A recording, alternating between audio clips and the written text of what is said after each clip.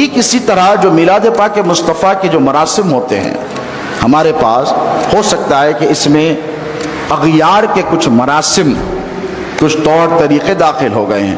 اب جیسے میلاد ریلی اور میلاد جلوس کا تعلق ہے، 16 سال سے نکالا جا رہا ہے۔ کتنے سال سے؟ 16 سال سے۔ میں بھی اس کا فاؤنڈر ممبر ہوں۔ جب اس کی کمیٹی بنائی گئی تو سب سے پہلے اولین 5 لوگوں میں بھی شامل تھا، اور میں 5-6 برس تک اس جلوس کے ساتھ جڑا رہا۔ 5 اور 6 برس کے بعد میں نے علیحدگی اختیار کر لی۔ لوگوں نے کہا حضرت آپ کیوں نہیں جاتے اس جلوس میں؟ میں نے کہا بھائی میں جلوس میں اس وقت تک جاتا تھا جب تک نوجوان ہماری بات سنتے تھے۔ میں ذمہ داری سے ممبر رسول پر یہ بات آپ سے عرض کر رہا ہوں، مسجد میں اللہ کے گھر میں عرض کر رہا ہوں۔ میں نے کہا اس وقت تک میں ضرور جاتا تھا جب تک کہ نوجوان سنتے تھے۔ میں نے اس وقت سے ترک کر دیا جب سے میں نے دیکھا کہ اسی جلوس میں خرافات شامل ہو گئی ہیں۔ آرگنائزرز کو میں ذمہ دار نہیں ٹھہراتا، لیکن میں نے دیکھا کہ جس طریقے سے جلوس اغیار کے نکالے جاتے، مسلمانوں نے بھی وہی روش کو اختیار کر لیا۔ ڈی جے بجائے جانے لگے، ناچ گانا لگایا جانے لگا، اور جھومنے رقص کیا جانے لگا، اور عراش لگائی جانے لگی، اور بےہودہ قسم کے نعرے لگانے گئے۔ میں نے کہا نہیں۔ میں نے ایک پیشکش بھی کی تھی میلاد ریلی میں، جلوس کے دوران کمیٹی میں نے کہا تھا گاڑیاں چھوڑی جائیں، موٹر سائیکل نکالی جائے، ایک دن تو حضور کے نام پر پیدل نکل کر بتایا جائے۔ میں نے یہ بھی پیشکش کی تھی کہ تمام مسلمانوں سے یہ کہا جائے، جیسے یمن میں، مصر میں آپ جا کر دیکھیں جلوس محمدی نکلتا ہے، 10 لاکھ لوگ ہوتے ہیں یمن میں۔ ایک رپورٹ کے مطابق 20 لاکھ سنی مسلمان یمن میں، آپ دیکھیں گوگل کر دیکھیں، آپ کو انفارمیشن ٹیکنالوجی کا دور ہے، سفید لباس پہنتے ہیں، سفید امامے باندھتے ہیں، اور پیدل نکلتے ہیں، اور پیدل نکل کر درود و سلام کے نذرانے پیش کرتے رہتے ہیں۔ خدا کی عزت کی قسم وہ منظر ایسا ہوتا ہے اگر کوئی غیر مسلم وہ منظر دیکھ لے تو لا الہ الا اللہ محمد رسول اللہ پکار کر مسلمان ہو جائے گا۔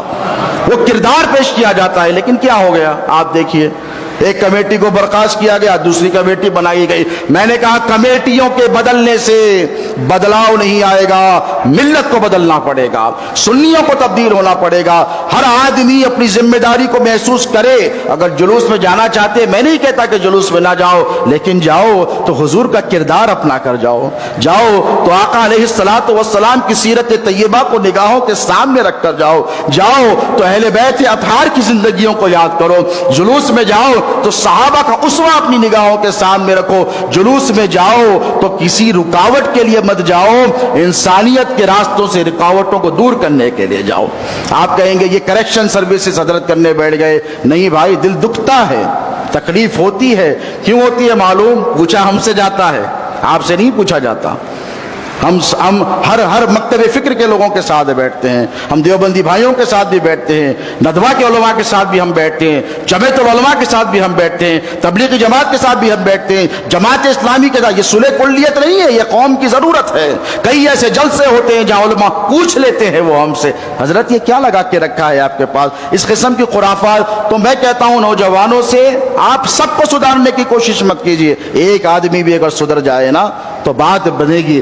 آپ کو دیکھیں گے لوگ، آپ جائیں جلوس میں ضرور بضرور شرکت کریں، لیکن حضور پاک علیہ الصلوۃ والسلام کا کردار اپنا کر جائیں، اسوہ محمدی پر عمل کر کے جائیں، تبدیلی کرنے کی کوشش کریں۔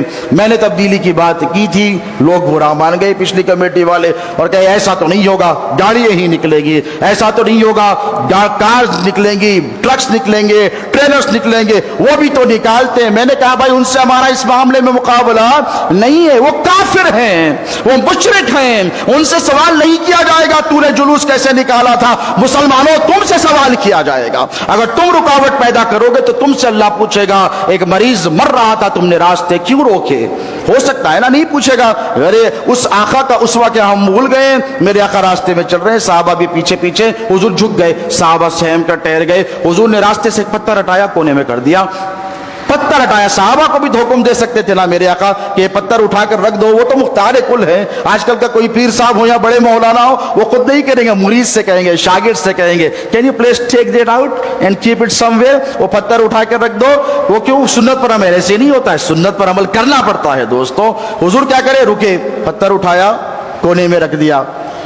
صحابہ دیکھنے لگے، رسول اللہ یہ کیا ماجرا ہے؟ حضور نے کیا ارشاد فرمایا؟ راستے سے پتھر کا ہٹا دینا صدقہ ہے تمہارے لیے۔ کیا فرمایا؟ راستے سے پتھر ہٹا دینا. کیوں؟ ہو سکتا ہے کسی کو چوٹ لگ جائے, کوئی بے خیالی میں نے دیکھ لیا نا تو مجھ پر یہ مورل ریسپانسبلٹی. اس حدیث سے آپ سبق لے صبح قیامت تک کے لیے. حضور کیا فرما رہے ہیں؟ میں نے دیکھ لیا نا, اب مجھ پر ذمہ داری سے ہٹا دوں. کیا کیا؟ اٹھا کر رکھ دیا. اسی لیے کہ ہو سکتا ہے کوئی انسان کو چوٹ لگ جائے, بے خیالی میں کوئی جانور اس سے ٹھوکر کھا جائے. وہ تو رحمت للعالمین ہے نا میرے آقا. حضور نے پتھر اٹھا کر رکھ دیا. تو اس کا درس, اس کے حدیث مبارکہ کا لیسن اور مورال کیا ہونا چاہیے صبح قیامت تک کے لیے؟ کہ ہم حضور کے غلام ہیں, ہمیں راستوں سے رکاوٹیں دور کرنی ہے. کیا کرنی ہے بولیے؟ راستوں سے رکاوٹیں دور کرنی ہیں. تو نوجوانوں, اپنے نبی